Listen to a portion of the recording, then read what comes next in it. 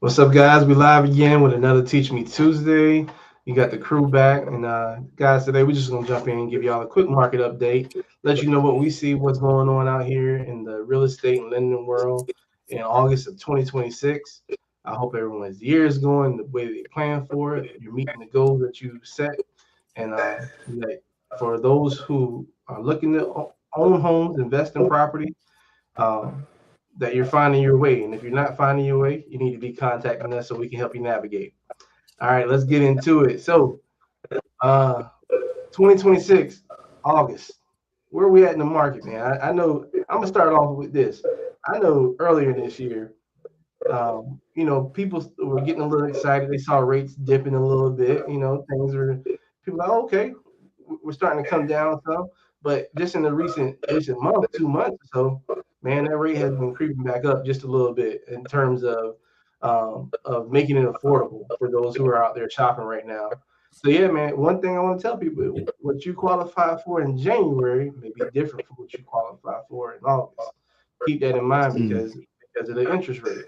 But that's my little 2 cents. LaShawn, Wilmot, where y'all see the market at right now? What's going on? So I guess just to piggyback off of what you're talking about regarding rates, and then Wilmot, we can shoot over to you to talk about, what you're seeing in the housing market right now. But Gavin, you're right. Rates are, rates are, I don't want to say rates are high, but rates haven't come down to where people were hoping or anticipating them to be nowadays. I definitely know if you've been looking at the trends, of course, 2023, 2024, rates were kind of at the old time high as they were knocking on 8%. And so we did get spoiled, just or teased, I would say, just for a little bit when rates kind of fell down, towards the end of 24 going in 25, you could still get, a decent rate in the fives. But now, just with everything that's going on in the world with the economy and so forth, I mean, rates are trading now in the mid to upper sixes. That's kind of what we've been seeing lately. And that's still kind of a little bit of a pain point to a lot of potential home buyers and sellers or even investors as well. Because when we say, mid to upper six rate, that's typically for your primary first time home buyer or something like that. Investors, the rates are even higher because rates tend to be higher for investors than they are for, your typical first time buyer. So with affordability still being, a big challenge, no matter where you are, home prices still skyrocketing. And Wilmot, I know you're looking at data saying, oh, wow, I'm pretty sure you're going to tell us about that too. But I mean, rates are kind of in the mid sixes. And so let's shoot over and talk about just, inventory and home prices and what you've been seeing in the housing market. You know, so when I was looking at data earlier and I said, oh, wow, looking at some of this data, it's interesting when you actually look at the numbers. It's one thing when you kind of say, the market feels this way or whatever, but when you actually see the data and see the numbers, it might be surprising. So I will say this. Orangeburg County, speaking of Orangeburg County, anybody out there in Orangeburg, median sales price in Orangeburg is around 223,000. Okay. That's that price in the middle. Okay. Not the average, but the price in the middle. That's kind of where almost like the sweet spot is in Orangeburg County as far as sales price. Also, let's look at closed sales in Orangeburg County for July. These are July stats. Okay, July stats for 2026. We're in the entire Orangeburg County. It was 36 closed transactions. Guys, when you hear that, I know realtors, you hear that, it's like 36. It's only 36. Well, that's just Orangeburg. Okay. Now, if you go in Charleston, Columbia, it's an enormous number. If you look at the entire MLS, Charleston, what all of that, entails of, I think it was somewhere around 1,600 closed sales in the month of July. Okay. So Orangeburg is, huh? Yeah, that's exactly what I was thinking too. I'm like, so even given this information, right? Yeah, given what you're saying about the average price, where rates are, but based on how many things have closed, people still buying. Right. So let me go back. So let's do this. I'm gonna go back to sales price for the entire MLS. This is everything or everybody. Okay. Orangeburg is at 223. If you include all, Charleston, Orangeburg, Somerville, all those areas in the low country area, the median sales price is 449. Okay. So man, Orangeburg is Like a good buy. double. Yeah. Orange, come to Orangeburg, guys. Buy Orangeburg, right? So, but I like that because it kind of gives you an idea of where prices are going. I'm looking at trends right now. It's trending up in the entire MLS, still kind of going up. I will say this from being in the market with buyers. I do feel like in the Orangeburg area, there is, and I think in Columbia as well, it's a buyer's market. Okay, it is a buyer's market. Sellers are more negotiable with price points. Sellers are more willing to do repairs on properties to get them sold. So I will say that people are still buying out there, and sellers are still trying to make some deals happen. I'm gonna bring up one more other thing about what I'm seeing. Days on market. Okay, this is funny, right? Look at it in the entire MLS, right? Days on market. The median days on market is 26 days on market. But come to Orangeburg, they're sitting a little longer, sitting at around 74 days on market.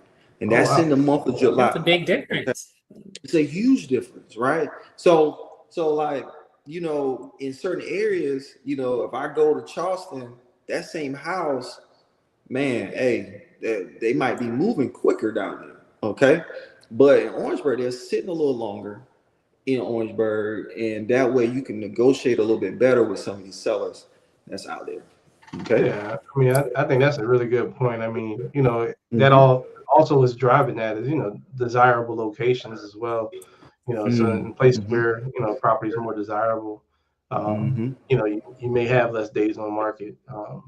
And Right. and got to take those things into consideration on those driving factors. But to switch gears, I mean, I think with how the market is shaping up right now, the trend in where as far as affordability, home prices are still, affordable in this day and age, because it shows because people are still buying.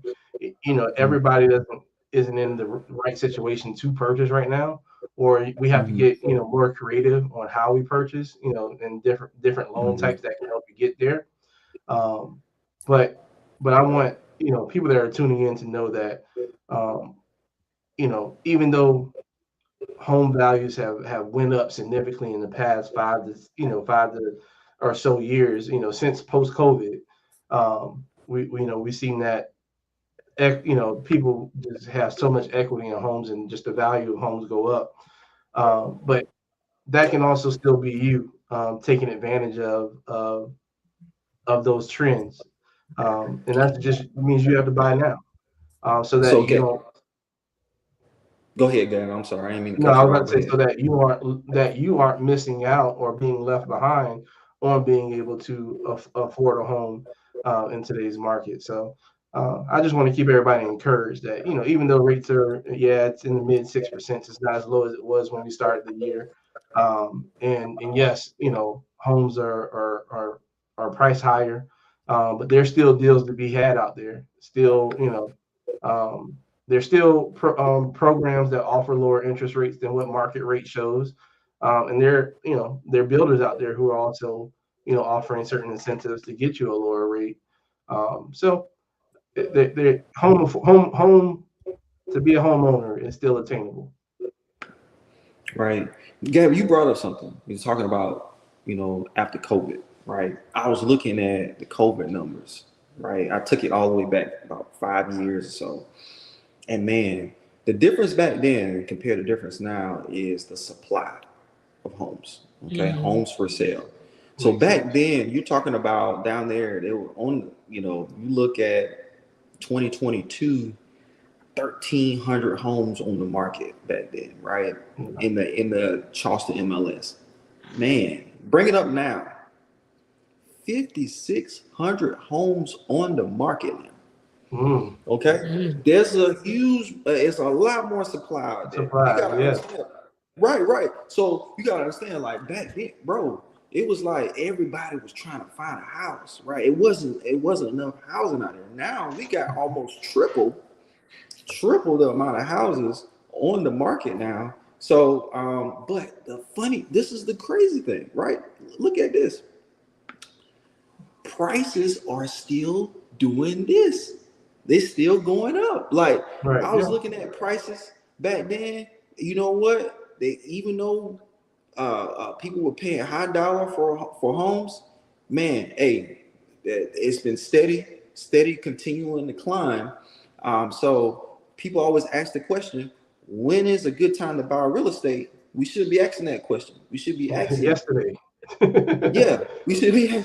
Hey, I got to get ready to buy some real estate because prices are continuing to rise over time. So yeah.